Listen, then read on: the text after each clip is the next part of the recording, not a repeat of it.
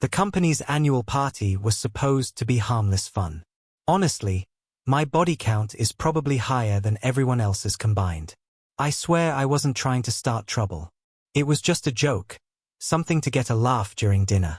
I said, my body count's higher than all of yours together.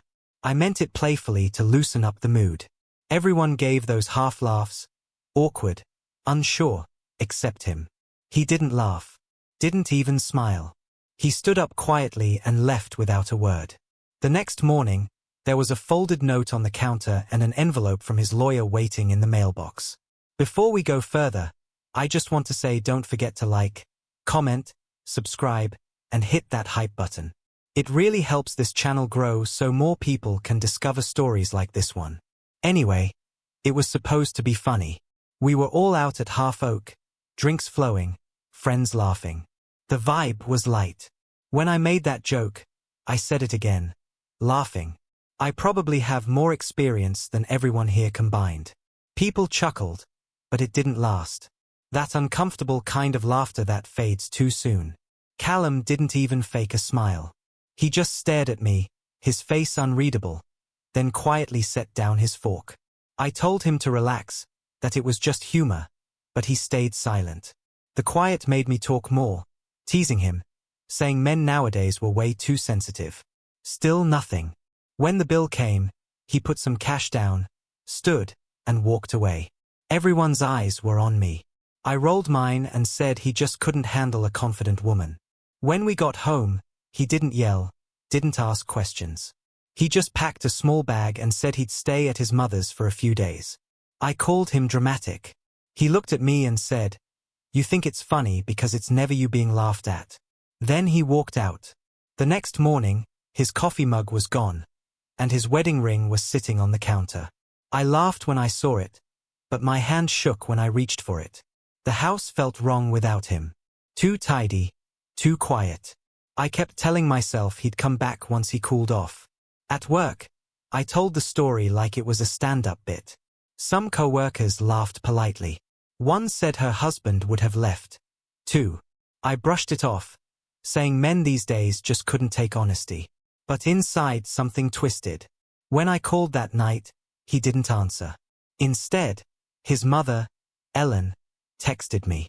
She said I should stop trying to reach him until he was ready. That made my blood boil. I called my mom, Ruth, who told me not to apologize for having a sense of humor. She said he'd come crawling back once he realized how ridiculous he was being. A few days later, I went back to grab some documents. His office door was half open. On his desk sat a neat stack of papers, printed emails with the letterhead Grant and Foster LLP. My stomach flipped. I told myself it wasn't what it looked like, but I still took a photo. That night, I texted him saying we needed to talk. Hours later, his reply came. There's nothing left to discuss. I just stared at the screen until it dimmed, realizing maybe he had meant it when he walked out. A week later, a mutual friend had a birthday dinner.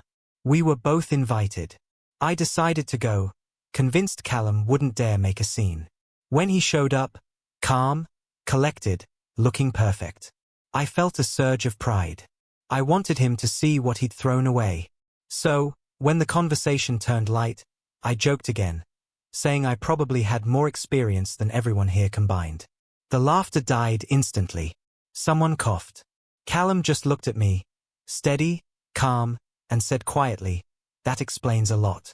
I tried to laugh it off, but nobody joined in. I accused him of trying to embarrass me.